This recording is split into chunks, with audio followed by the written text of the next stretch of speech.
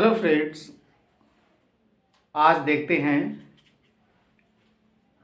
इस पार्ट 13 को, जो कि एडजेक्टिव की एक्सरसाइज से लिया गया है। और उसके पहले मैं आपको बताना चाहूँगा कि हर किसी के लिए अलग अलग काम नहीं कर सकता है। जैसे एक कहानी के माध्यम से आपको सुनाना चाहेंगे। इसके बाद आगे ये बताएंगे कि ये किसान था, उसके 2 बेटी थी।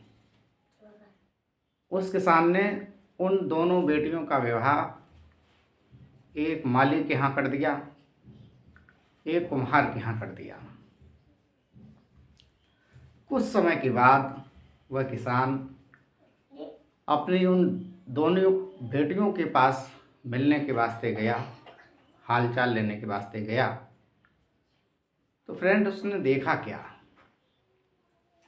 वो अपनी पहली बेटी, जो कि माली के यहाँ शादी की थी, वहाँ गया और उससे मिला, हालचाल पूछा, कहा कि बेटी बताओ कैसी हो तुम, मैं तुम्हारे लिए क्या कर सकता हूँ, क्या प्रार्थना करूँ।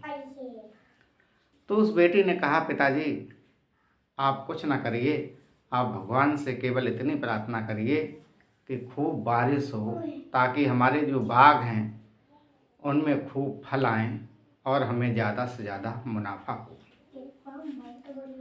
उसने कहा ठीक है, और ऐसा कह करके वो अपनी दूसरी बेटी के पास गया, जो कि कुम्हार के यहाँ जिसकी शादी की थी। तो वहाँ जब गया तो वहाँ भी उसने अपनी बेटी का हालचाल पूछा, और वहाँ उस पिता ने उस बेटी से कहा कि मैं आपके लिए क्या कर सकता हूँ, मैं आपके लिए क्या प्रार्थना करूँ। तो उस बेटी ने कहा, पिताजी आप कोई प्रार्थना न करें, अगर प्रार्थना करनी ही है तो केवल इतनी प्रार्थना करें कि बिल्कुल भी बारिश ना हो, ताकि हमारे जो बर्तन हैं वो पक जाएं। तो फ्रेंड्स, यहाँ हमें एक सीख मिलती है कि हम सबके मन की नहीं कर सकते, है ना। शायद है ये कहानी आपको कुछ शिक्षा देगी। आगे अब देखते हैं। और ये जो वीडियो लेक्चर मैं देने वाला हूँ, ये कक्षा 6 से लेकर के 12 तक, और उसके बाद जितनी भी कंपटीशन की परीक्षाएं होती हैं, कॉम्पिटिटिव एग्ज़ाम होती हैं, उन सभी के लिए बहुत हितकर है, बहुत लाभदायक है। तो बिना किसी टाइम को बर्बाद करते हुए सीधा इस वीडियो को देखते हैं। यहाँ देखते हैं, करेक्ट द फॉलोइंग सेंटेंसेस। इन वाक्यों को आपको सही करना है। इनमें थोड़ी मिस्टेक है, उस मिस्टेक को आपको पहचानना है, और जो मिस्टेक होगी वो एडजेक्टिव से संबंधित होगी। अगर आपने एडजेक्टिव के नियम पढ़े हैं तो आप इसको अच्छे से और कर पाएंगे। चलो देखते हैं। यहाँ देखते हैं, rich do not know how poor live. Rich माने धनी लोग। तो यहाँ देखते हैं, किसी भी एडजेक्टिव के पहले जब हम आर्टिकल द लगा देते हैं तो वो नाउन बन जाता है। तो यहाँ पे हो जाएगा, हमारी गलती क्या है, गलती यहाँ पे है the rich do not know how the poor live. अब ये बात हमारा सही हो गया है।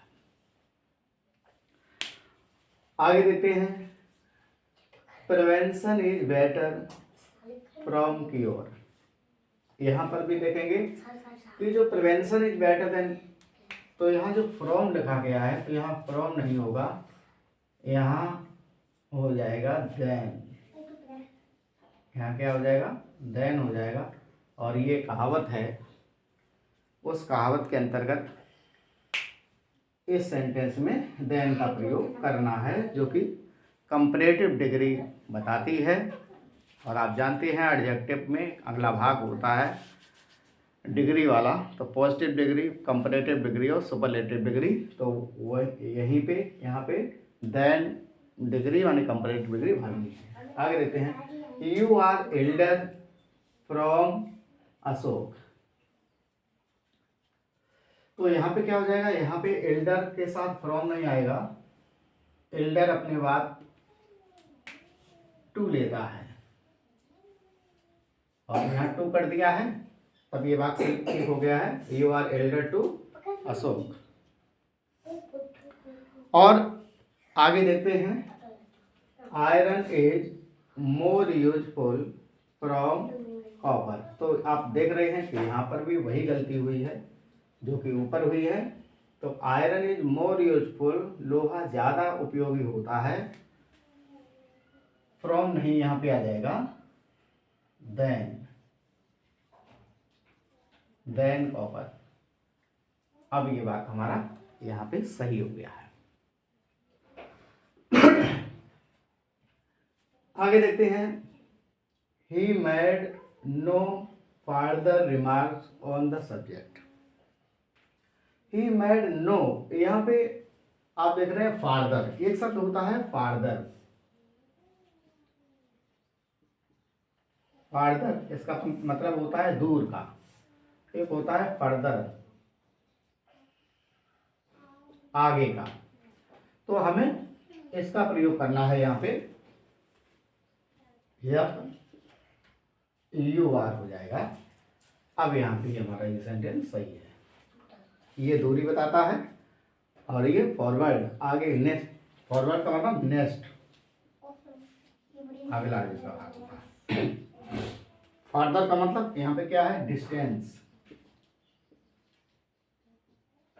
यहाँ पे डिस्टेंस है।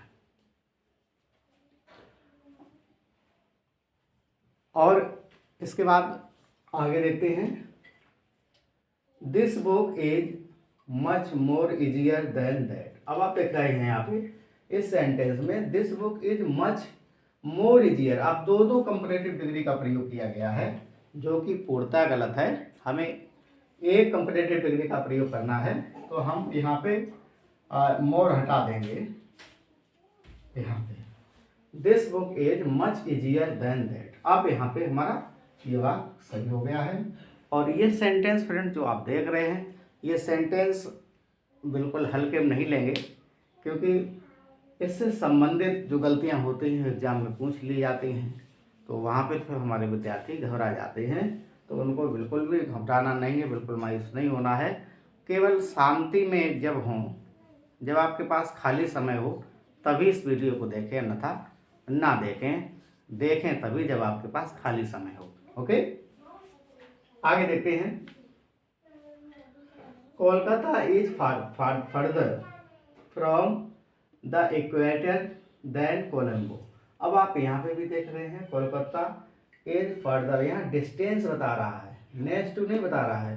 तो यहाँ पे अंतर केवल इतना है कि यू जो बना है, यू की जगह पे ए बनाना है, फर्दर। अब यहाँ पे डिस्टेंस बता रहा है। अब ये सेंटेंस हमारा एकदम से सही हो गया है।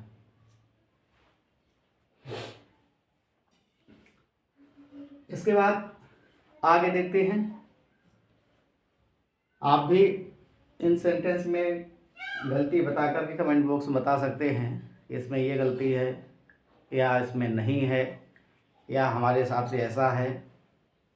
बेझिझक आप अपनी कमेंट रख सकते हैं, इसमें कोई बुराई नहीं है। आगे देखते हैं, this cloth is much superior than that. This cloth is much superior, आप जानते हैं सुपीरियर, इन्फीरियर, जूनियर, है ना। इन सबके बाद देन नहीं आता है, इनके बाद टू आता है। अब ये सेंटेंस हमारा ठीक हो गया है, this cloth is much superior to that. इसके बाद आगे देखते हैं, आगे वाला सेंटेंस क्या कहता है, the climate of Bhopal is better than Delhi.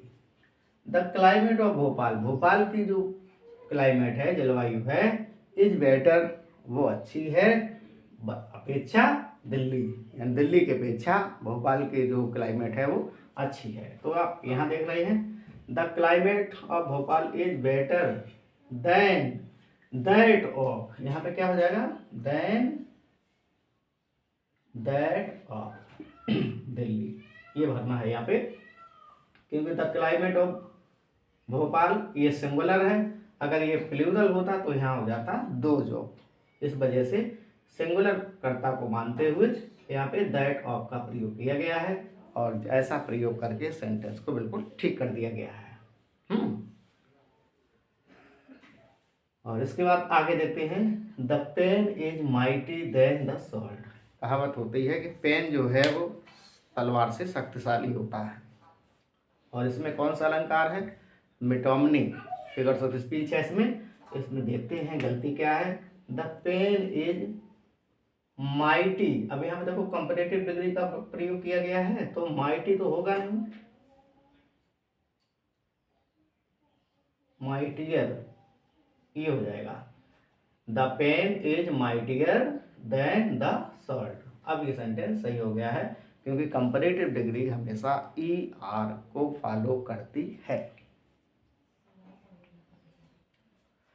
आगे देखते हैं, Rekha is cleverest of the two girls. इस सेंटेंस में जब हम देखेंगे तो ये कहाँ पे गलती है कि जब भी दो नाउन की बात हो, दो नाउन की बात हमेशा कंपैरेटिव डिग्री में ही होती है। तो आप देख रहे हैं रेखा इज क्लेवरेस्ट, तो यहाँ पे सुपरलेटिव डिग्री का प्रयोग किया गया है जो कि गलत है। तो हो क्या जाएगा,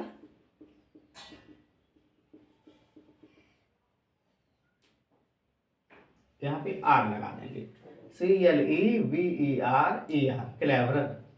रेखा is cleverer of the two girls, दो लड़कियों में रेखा जो है वो चतुर है ना। दो लोगों की जब भी बात हो तो आपको कंपैरेटिव डिग्री का ही प्रयोग करना है। और इसके बाद अगला देखते हैं number 12, my sister is older to me. My sister मेरी बहन जो है, इज ओल्डर बड़ी है, टू मी तो ओल्डर अपने बात कभी भी टू नहीं लेता है, ओल्डर अपने बात जो लेगा वो यहाँ पे देन लेता है, ये यहाँ पे। नंबर 13 देखेंगे, this boy is the cleverer of all. अब देखते हैं, this boy is the cleverer of all, सभी की बात हो रही है और सभी की बात तब होती है तब सुपरलेटिव डिग्री बनती है। तो यहाँ पे हो जाएगा this boy is the cleverest, EST, cleverest, superlative degree यहाँ पे पालन होगा इसका। और इसके बाद आगे देखते हैं, द रोज स्मेल स्वीटली। तो द रोज स्मेल स्वीटली तो ये क्रिया है स्मेल, और ये जो लिंकिंग वर्ब बन रही है यहाँ पे, तो ये हमेशा फॉलोड बाय एडजेक्टिव होती है ना कि एडवर्ब। तो यहाँ पे ly हटा देंगे, ये लिंकिंग वर्ब है स्मेल, और लिंकिंग वर्ब हमेशा अपने बाद एडजेक्टिव लाती है। तो यहाँ पे हो जाएगा स्वीट ना कि स्वीटली। और आगे देखते हैं, give me little milk. Milk हो गया, तो यहाँ पे क्या हो जाएगा, गिव मी अ लिटिल, तो यहाँ पे ए कर देंगे, a little milk in my T, मेरी चाय में थोड़ा दूध और डाल दो। अ लिटिल जो होता है, एक होता है लिटिल और एक होता है अ लिटिल और एक होता है द लिटिल। इतना ध्यान रखेंगे, ये तीनों ही एडजेक्टिव क्वांटिटी बताते हैं, मात्रा बताते हैं, और इनका प्रयोग अनकाउंटेबल स्थिति में होता है।